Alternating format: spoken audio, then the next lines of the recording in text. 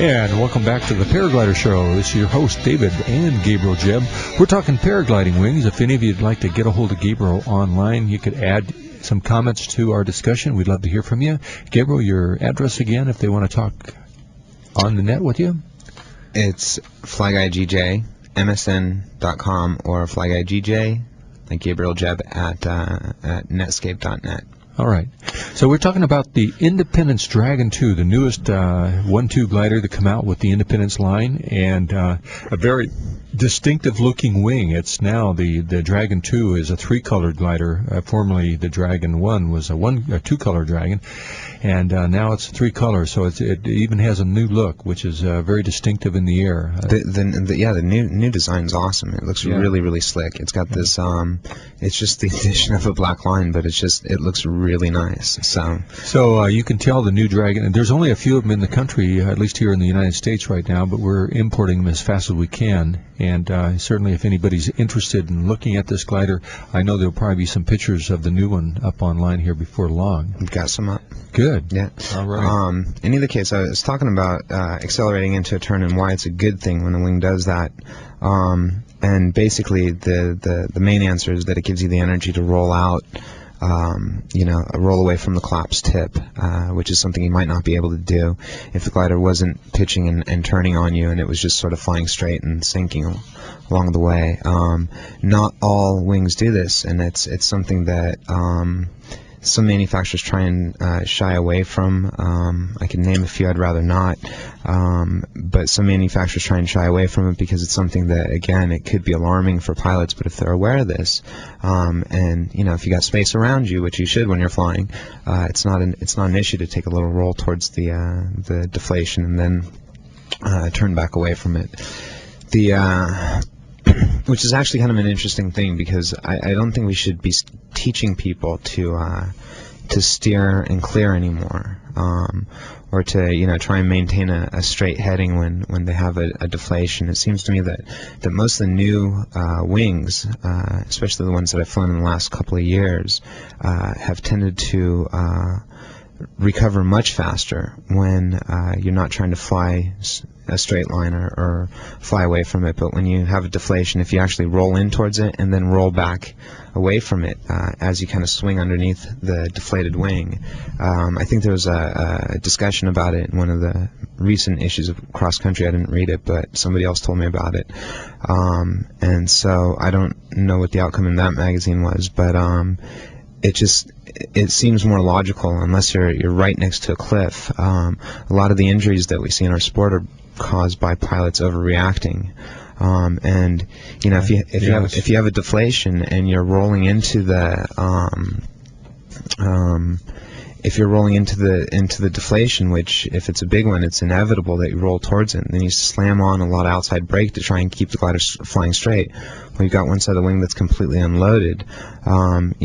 When you take away the loading, the stall speed, it's not easier to stall it, but the stall speed drops a bit, and it's probably easier to stall the wing because you can't feel so much from it. Sure. So, I don't know.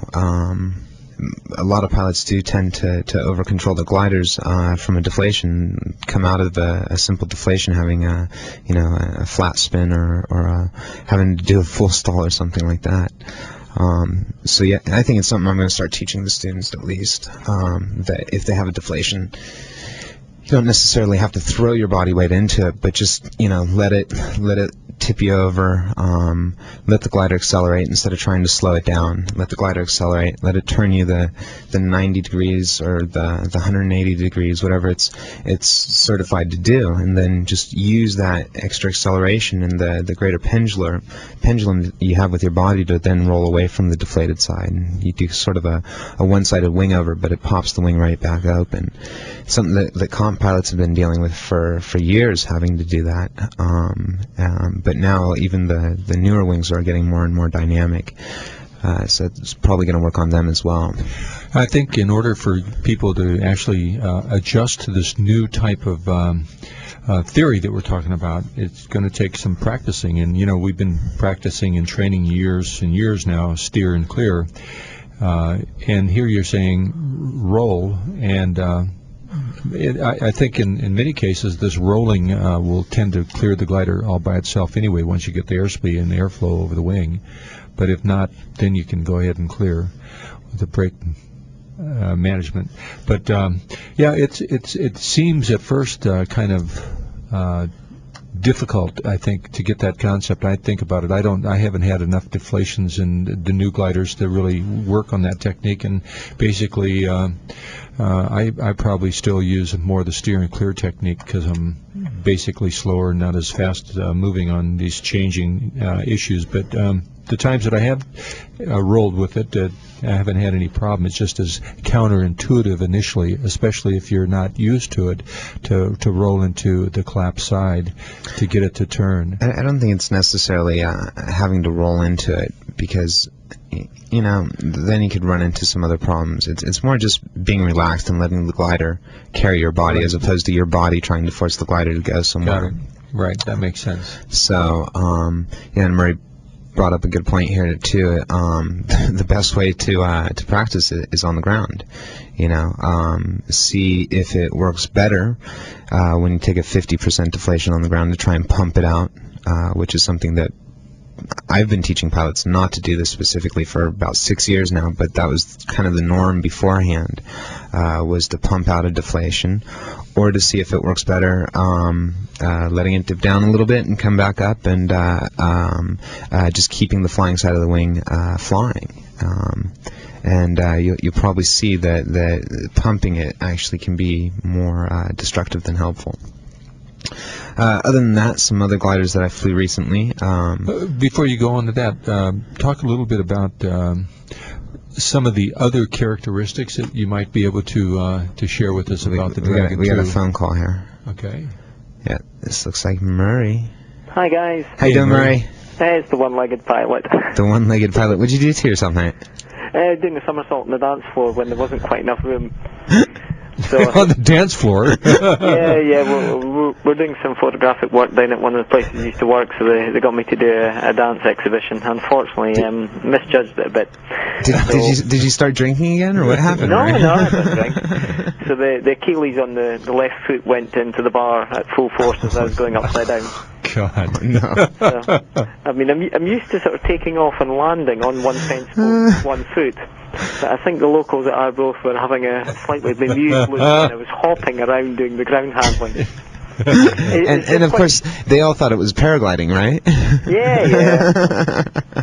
So there's got a few folks they come across and they're chatting and you sort of say, "Oh, dance floor." I'm like, oh, right. Yeah. He's mad. I'm actually running probably about 30 seconds behind, or a minute behind, because I had to turn the volume down while I dialed through. So it's jumping back to the last bit. One of the things that we used to hammer into folks is down to the ground handling, right back at the basics. When half the wing collapses, just fly the half you've got. Yeah. And that's the key. And using the step sideways, using the roll control, exactly the technique Gabriel was describing, but on the ground. Yeah. And out the wing comes. As soon as pilots on the ground start pumping the brakes, all you see is the drag, the wings dropping behind, you're risking, as you mentioned, going parachutal, stalling the wing, and of course if you stall it, particularly if you stall one half, spinning. Yeah. So right. I think it goes right back to the day one stuff. If the ground handling and it goes slightly wrong, traditionally everybody just drops the wing down. They maybe even walk and lay it out again and try to tidy it up. But if you can do this ground handling when the engine, your weight is only partly on, in the air, it's a piece of cake. Right. Absolutely. Yeah. I've been thinking about this a lot, because we've been preaching ground handling for a long time, and for some reason I don't see a lot more pilots doing it. I blame the harnesses. Apart from the actual the routine that schools have, I actually blame the harnesses. Now, you've seen my harness. Yeah. You know what it looks like. Yeah. That's why we have industrial sewing machines. Now, this harness, I can ground handle for hours on end, as well as flying for hours on end, and it's incredibly comfortable. But as soon as I use any modern, heavily padded harness, it is very uncomfortable to ground handle. So what I would say is, okay, fine, you want a soft padded harness for your flying? That's cool. Buy one of these ratty old harnesses with a rigid seat I just use it for ground handling. Yeah. Nice flat field, no uncomfort. It's lighter anyways, less It's bulky. not going to be the same as your normal flying one, so it's not as good a training method, but it works. And it doesn't matter if it gets mucky, it doesn't matter if it gets scratched, it doesn't matter if it gets worn out. You're only using it on the ground, just pick a nice flat field. You really think, though, the reason that people don't spend more time ground handling is because of the harnesses? Oh, yes. Really? Yes. We have 2 harnesses, one with a rigid backplate set up, and one which is pure soft. And they are both identical to look at. There's 2 versions of the same one, and it was at the time when they transited from the original rigid backplates, which do have their own problems, in that in a crash they will transmit the load to one point, i.e. top of the neck and the back. Right. Now, that is the big problem. Yeah, that's how I broke my back. Yeah, if you're going to have a crash, it's a problem. But if it gives you more feedback and keeps you more in control with the wing, which is why I fly them, then you're not likely to have the crash in the first place. Right. But certainly for training, you're better with padding. For most recreational pilots, you're better with padding. But if it's uncomfortable so you're not going to ground handle, that does not make you safer. Right. Just buy an old one. Use it only for that. Huh. Some of the newer harnesses now are coming up with some different leg strap configurations. They don't come both out of the same spot anymore, down kind of in the middle of the seat board. All our ones are modified from that very reason. Yeah. So the original reinforcing where your leg straps came out, there's usually a 2-inch wide strap just to reinforce the seat base there. That's where I park my speed bar. We've cut into the seat boards, modified the harness. The harness then comes from the side, much more comfortable. Now, the T-bar idea for harnesses, again, is a safety feature. It makes it very hard for you to take off without doing up your straps. But having never flown with one, I would imagine that they're not going to be very comfortable for ground handling. It depends on where the leg straps are. It seems like there's 2 configurations. You can either have the leg straps both coming out of the same spot in the center of the harness, and those ones are real comfortable for flying, real easy to get into, but they're a nightmare to ground handle in. Or then you have the ones with the split leg straps that don't sit as high up on the harness, that are actually, they're really nice to ground handle in, but then they're more difficult to get into. Yeah, I would agree with that. What's David's view? Because I mean, certainly all the ones that we modify, they're very comfortable on the ground, they're very comfortable when you're flying, but you do have that transition problem. Right. What does David? Because you're a bigger chap. What do you reckon with the harnesses for that sort of thing? Murray, I'm not sure I quite understood you. I was daydreaming. I was off in another space. What was the question? He's asking, do you find that it's more difficult to get into the harnesses that have the leg straps separated as opposed to having them come out of the same spot? Actually, I fly with both, and I think it's really a question of breaking the harness in and adjustments. If they're not adjusted properly, I find they can be difficult, either one. But I know with my tandem harness, for instance, I have the split-legged. Yeah, but that's not what we're talking about. We're talking about the it's not ground handling really versus then transiting to the takeoff and actual flying. Right, and then there's the regular harnesses now. You've got 2 kind of different styles. One where the leg straps still both come out of the same slot, and then one where they're separated by anywhere from like 3 to 5 inches. And it's not a split leg extra cushion like you have. But I guess it does almost the same thing. I actually separate mine to the full width of the seat board. Do you? Yeah, so that you've got the buckle on the outside at the front, but the attachment at the back, instead of being central, and every harness I've ever seen is designed to go central, we actually modify them, because as I say, we have industrial sewing machines here which we bought specifically for this, and we spent hundreds of pounds on them, and they actually take the straps right out to the side, and it's so comfortable for ground handling. I mean, you can do this for hours on end, and there's no strain, no wear and tear. It's really comfortable. One of the things that I think is unique about our school is that we have ground handling harnesses and we have flight harnesses. So we don't make people train initially in flight harnesses because of the extra load, the extra padding, the parachute and all that. It makes it a little bit more to carry around and train in all day. We carry a ground harness that just has minimal back protection, and it's somewhat similar to probably what you're talking about, a mountain harness with padding. Buy an old harness. I mean, there must be thousands of these things sitting about that you can pick up for $30. I mean, you see them on eBay. Yeah. Now, it wouldn't exactly encourage people as a general rule maybe to go out buying paragliders on eBay, but things like second-hand harnesses which you can pick up really cheap and just buy one just for ground handling. Right. And ground handling will start to be fun. Yeah. I mean, it can be seriously good fun. And it's one of the key things. If you can handle a glider, particularly any deflations, which was what we were originally on the ground, in the air, it becomes so easy. It really does. Yeah, because you don't have any loading on the wing when you're on the... Well, you should have some, but not as much as you do when you're on the So in if the you air. can control it and not over-control it, as Gabriel's already said, I mean, that's the key.